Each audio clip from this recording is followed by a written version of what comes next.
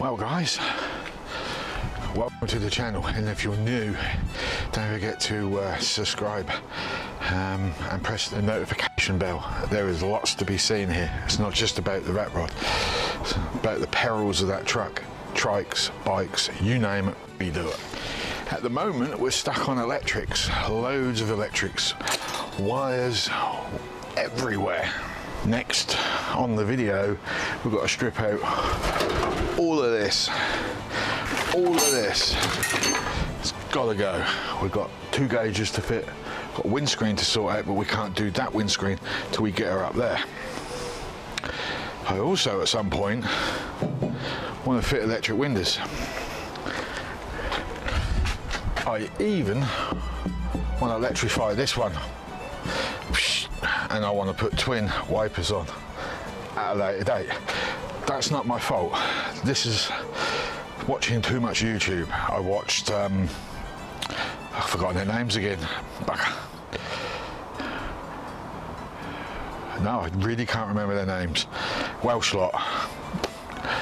Oh, God, 53, I hate it. Nope, I've completely forgotten. 4-wheel drive UK, that's the ones. Don't know if you can see me. 4-wheel drive UK. This is your fault for that bit. You did a video, splendid video. You're on that army training site. Oh, for God's sake, I can't remember the name of that either.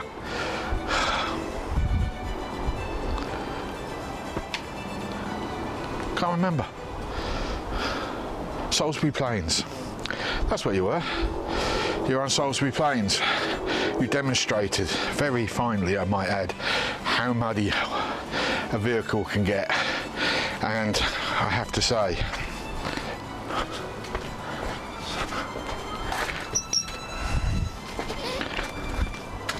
this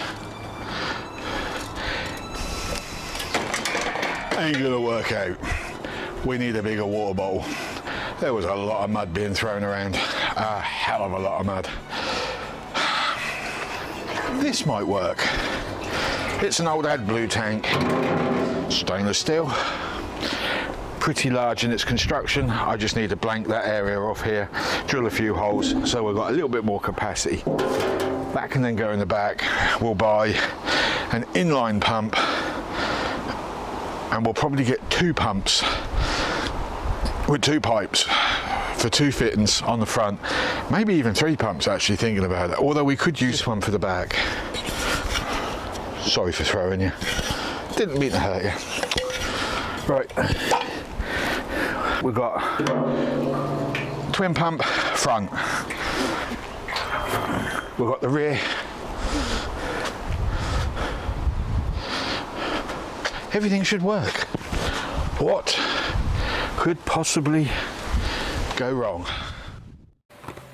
Good morning people, Monday, and today what I'm going to do, I'm going to strip out all of this naff wiring,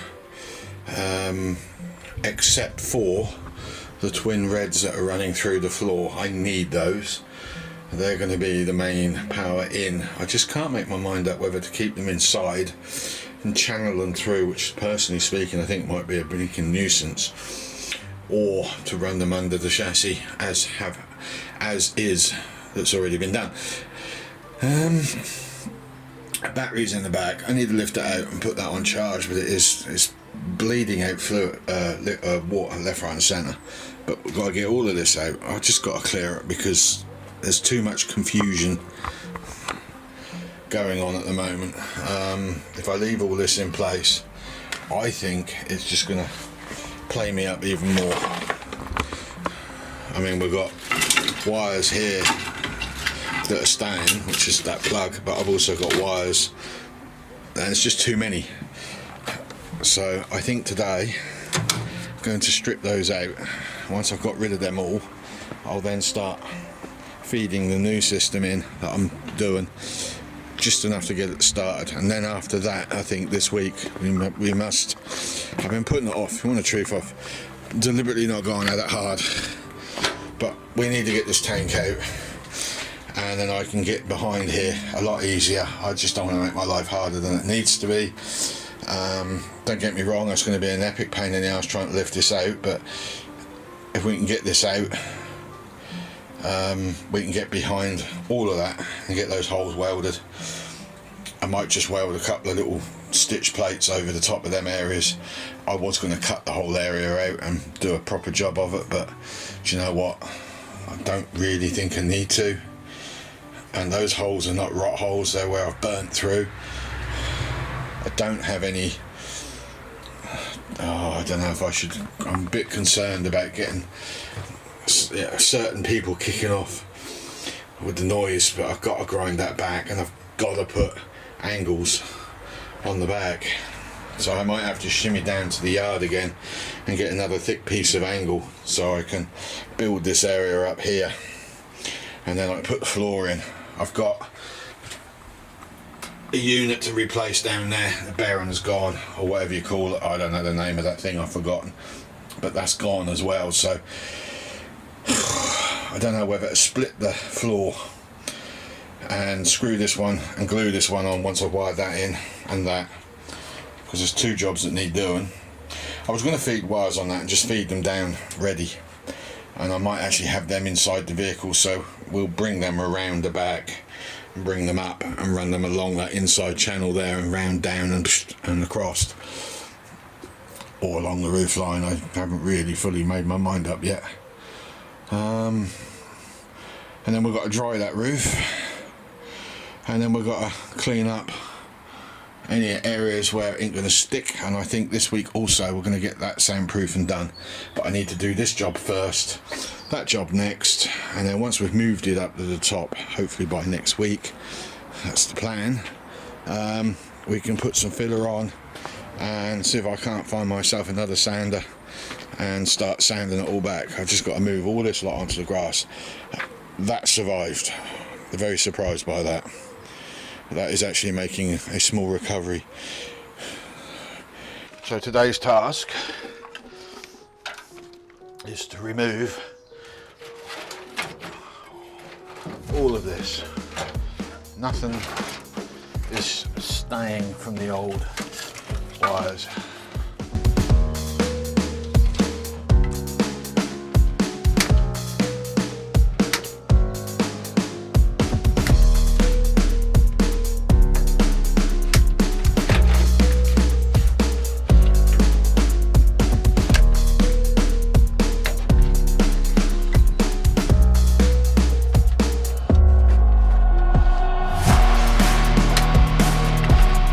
I think it's best just to start all over again.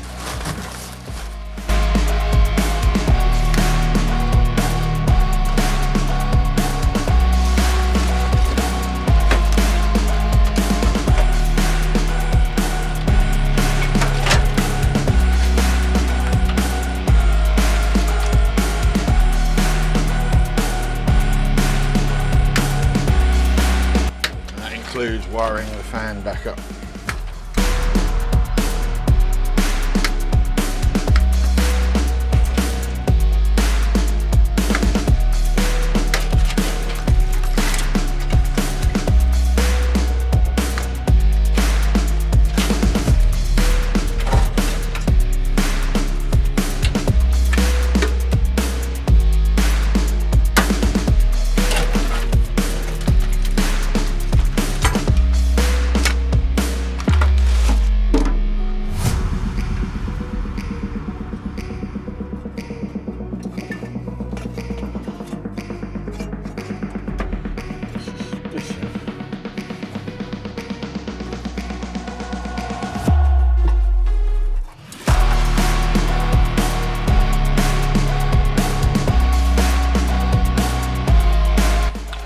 That's the outer cable for the choke, which is now no longer any good. I have another use for this. This choke cable might find its way on the outside of the bonnet in order to lift that lever up, so I don't want to throw that away.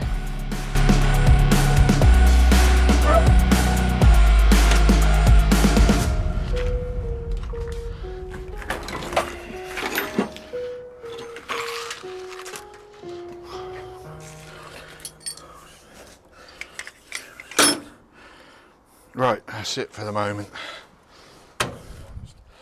Now we've got some noisy jobs coming up. I've now got to grind back the fuel tank area on the chassis. I've got to weld that all up. So as you can see, we've got to grind that all back. We've got a hole down there that now needs plumbing up. I took the tank out and we really just got to get on with it, really. Right, why are we hearing you yell?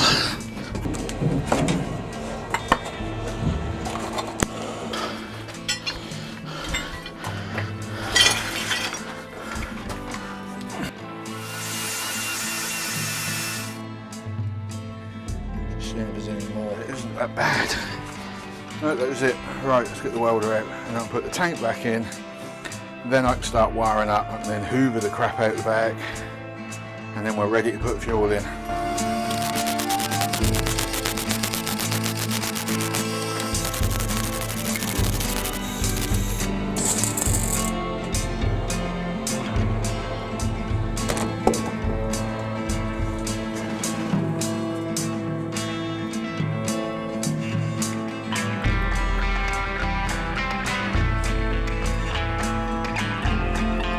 See that? It's all done. That one as well. Patched that completely with a nice chunky bit of plate. I just hope the tank will go because those gaps were tight. I think they will. I hope they do. Otherwise I'll be hammering the tank in. So it may not be pretty, but it bloody well is legal.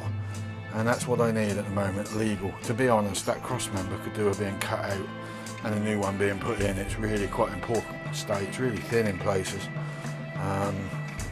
The back half, which is where they rot the most on these things, they're okay. It's just that one isn't. It's really thin. So yeah, I could really do with getting some engine oil blown inside the chassis just to stop it from rusting out anymore. After all, I put a lot of work into this. Why allow it to go down the tubes a few years later if it can be prevented? Right. I think we need to figure out what we're doing about the back with the angle iron before I put that tank in. Right, what I've done is angle ironed here. I would have liked to have gone to there because it had given me more clearance across here, but it didn't, so I couldn't get it to work that way. It's still not clearing enough of that. I've got about an inch above. It's still not enough. I put a heavy load on that, it's just going to tap into that. So what I think I'm going to do instead is I'm going to cut some smaller angles out and I'm going to run them on top loosely, probably just glue them in with sealant for now so they can't move around, and then when I put the alley back on top I'll screw through that, drill a hole each side, tap, and then bolt the points down there. And then once the sealant's dried across there, peel it off again, and then I run sealant all the way down, across, round, and that should be enough. That should work at that point. I don't have enough tin to reach. I'll only go as far as here.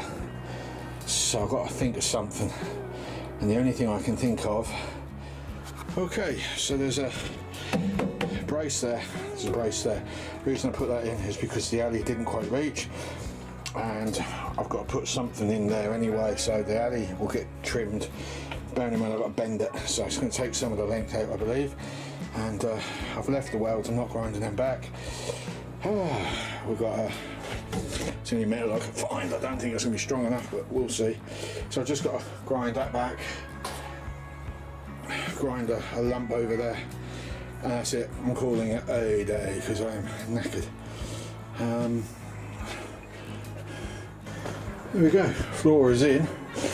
Got to do a little bit of trimming. It's a bit of a weird one because it goes uphill that way and it comes down and then goes back uphill again. There's not a lot I can do about it. So, subject to fuel tank leakages, and God help me if I have to take that tank out again because of them bars. But not only that, one of my pop nuts has give out. So when I go try and do that nut, it's going to spin. Which means all that fuel line's got to be removed so I can cut the pop nut and put a new one in. not good. So there you go. Right, next, I think I might just do an upload of this video because I'm experimenting with everything at the moment, and I would like to see what your reaction is. So next, what am I going to do next? Well, tomorrow I've got to go uptown. I've got electricians coming in the morning. Apparently the government, when they house inspect the electrics to certify them in the house, if you have a hard wire in with a consumer box, apparently, so I was told, they now have to come out and certify that. Now that is professionally put in, it's just filthy dirty and extremely difficult to get to, and I have my concerns about their health and safety in here, so I'm reluctant to let them in. If I don't let them in, there is a good chance, see how hot I am, it's so hot at the moment, there is a good chance I'll permanently disconnect the shed. So I don't know what to do about it. I've got nothing to hide, I just don't want them getting hurt. And I've got to take the cover off, and then I've got to check it all and then put the cover back on and then stick a sticker on it to say that it's been tested and serviced, or at least tested. I said, is it going to come at any cost to me? And they said no, there's something they have to do. They've been requested by the government to do it. Never heard of that one before. Is this another one of their ploys? See what I'm getting up to, I wonder. Makes me wonder. Anyway,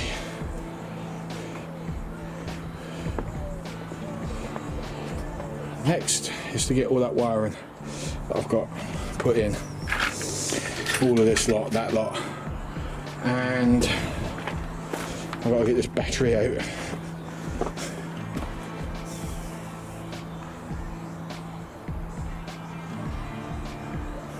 I'll get this battery out and charged. You can see the corrosion, look, down in here. That has been leaking for a while. I think we'll be safe to put that on charge overnight, as long as there's no sparks. So what I might do is put the charger in the conservatory and plug the charger with the battery outside, so if anything goes wrong, it goes wrong outside. It's probably going to go wrong outside, and wind blow the terminals and boom during the night. I'm expecting it to explode, if I'm honest. So we get that on, then we can get the hard line put on the starter motor tomorrow. We'll get the alternator reconnected up, we'll get the ignition switch back in, and we're going to do that when I get back tomorrow. For now, I'd like to say thank you very much for all the likes that you've pressed on the last two videos. No one comment on the one before. I would like your input on this video. Now that we've got the remote mics, we can sort of change it up a bit. So with that, I'll see you soon.